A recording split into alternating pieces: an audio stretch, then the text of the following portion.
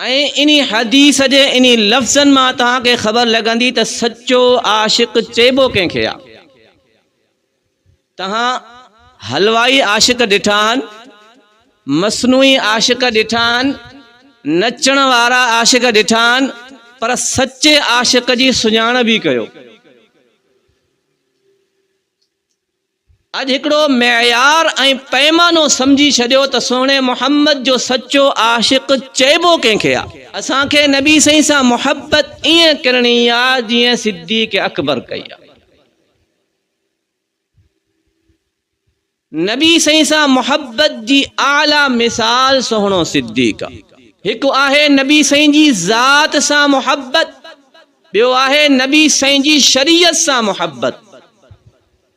नबी सही जी ज़ात सां मुहब्बत मुसलमान जो ईमान आहे ऐं नबी सही जी शरीयत सां मुहब्बत इहो भी मुसलमान जो ईमान आहे।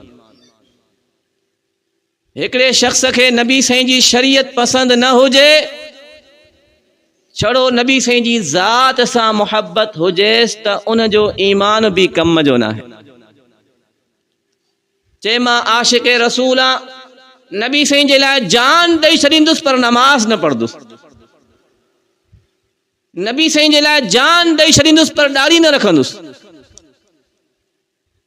नबी सही जे लाइ मुंहिंजी जान क़ुर्बान आहे, पर नबी सही जी शरीयत पसंद न आहे।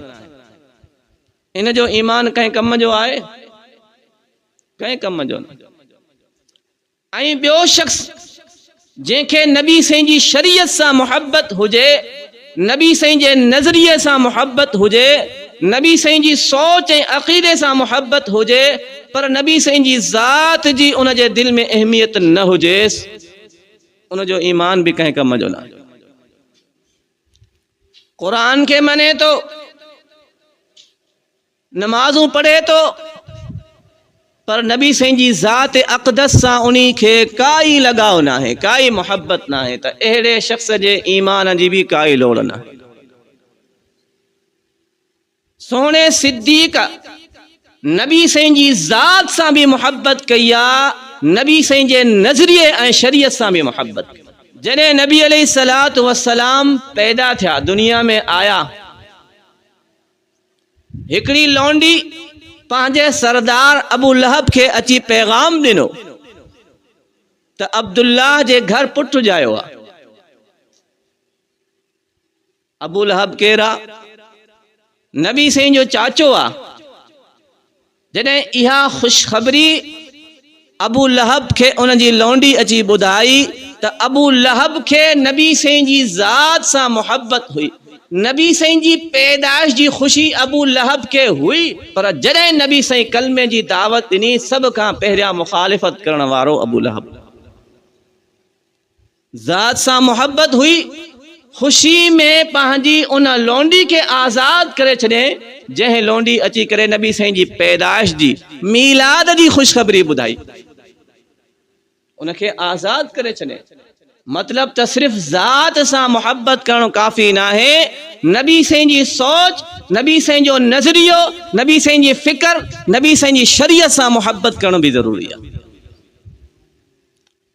ऐं सिद्दीक़ अकबर जॾहिं फरमायो सदक़त या रसूल अल्लाह, त सिद्दीक़ अकबर नबी सही जी शरीयत सां मुहब्बत कई आहे। हर जगह ते तव्हां ॾिसो, जॾहिं नबी सही का ॻाल्हि कई आहे, सब खां पहिरियों सिद्दीक़ अकबर लब्बैक चयो। अबू बकर जी माना इहा है पहल करण वारो, पहिरीं पोजीशन हासिल करण वारो अबू बकर उनखे चइबो आहे। अॻिते फरमायो सिद्दीक़ अकबर, हुब्बिब इलैया मिन दुनिया सलासुन,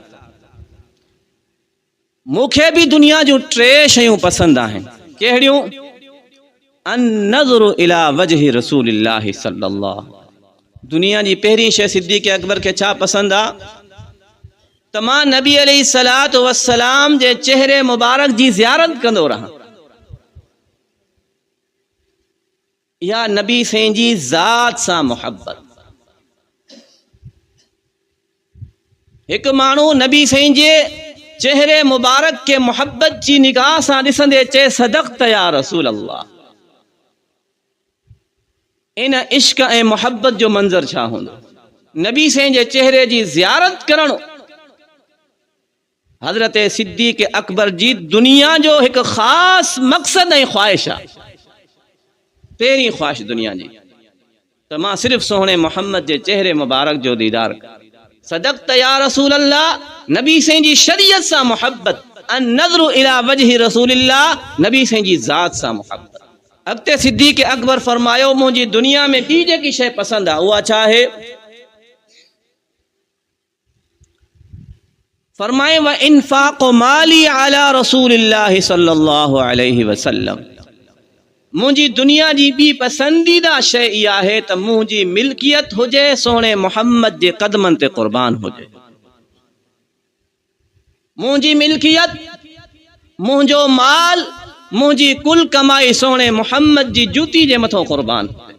जंहिं ज़ात, जंहिं हस्ती जी इहा ख़्वाहिश हुजे त मां पंहिंजी कुल आमदनी नबी साईं जी ज़ात जे मथां क़ुर्बान कयां, उन ज़ात जे बारे में कोई चए त उन नबी साईं जी न्याणी जो हक़ खाधो हुयो। केॾी मुनाफ़िक़त!